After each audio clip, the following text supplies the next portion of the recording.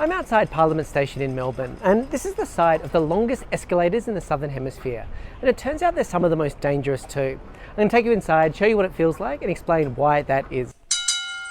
This is Parliament Station, and this video is going to be a little bit different because rather than featuring in it, I want to do my best to share what the feeling is like to ride these escalators and explain why they really are the most dangerous in Australia.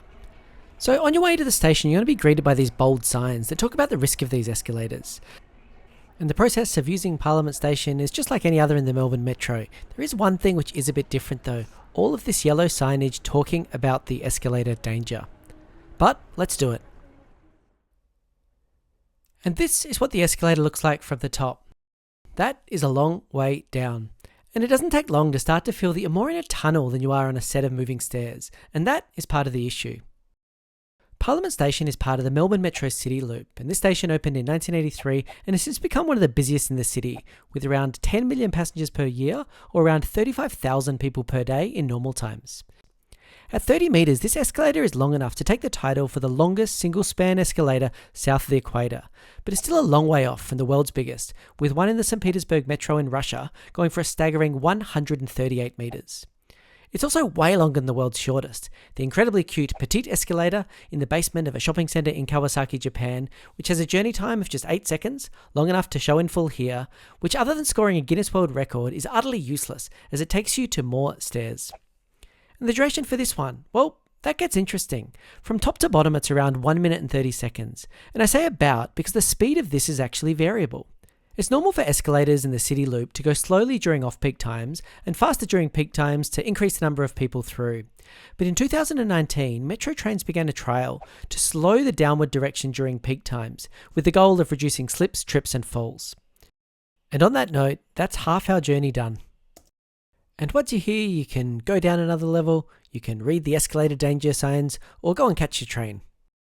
But I'll share some quick escalator facts. The first operational escalator was patented in 1892 and installed on Coney Island in New York as an amusement. And there was one study from Switzerland on escalator safety, and they found that falls were by far the biggest cause of injury, in particular amongst the elderly. And the injury types and the body regions that were impacted were much the same across the genders, but there was one key difference. Injuries associated due to alcohol, which I think might be best summed up by this video.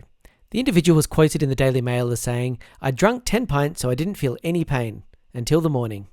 Metro Trains did a study with RMIT University and found that there were around 2 or 3 serious incidents a week on escalators, with this one of the most dangerous in the network, with injuries from falls resulting in facial cuts, bruises and emergency room visits. So let's head back up and I'll explain why. Now as we take this up, I'm going to face downwards so I can more clearly explain what's going on, but here's a view from the bottom.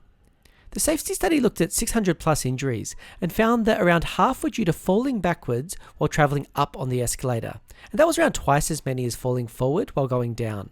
So what were the reasons? Well, the length and the fact that this is so busy in rush hour was part of the problem. But design was also a factor.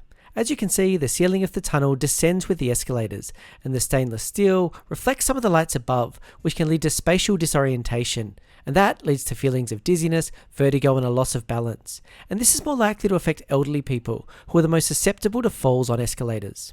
Another factor is that while you're on it, due to those sloping ceilings, and unlike normal escalators which are open, there's no real horizon reference point. See all these lines? They actually run at 90 degrees to the escalator, not a true horizontal and not a true vertical. And this is one of the reasons why 28% of the falls were by people who had firm footings. To solve this, a campaign has gone up with signage around the station encouraging people to hold on and to avoid distractions, slower speeds have come in and more announcements, all on this mission to cut the number of injuries. Now this escalator might not be Australia's longest for much longer. In Perth they're constructing the Airport Central Railway Station, which is due to open in 2022, and that's going to include a 35 metre escalator. And let's also hope that some of these safety measures work so it can lose its title as Australia's most dangerous. I've got more videos about how design is impacting lives, including the world's ugliest colour and how it's saving lives. I'm Julian, that's it from me. And welcome to Parliament Station.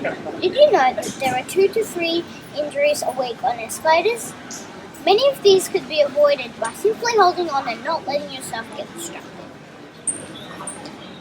Thank you. Thank you for travelling with Metro. Have a nice day. And have a nice day.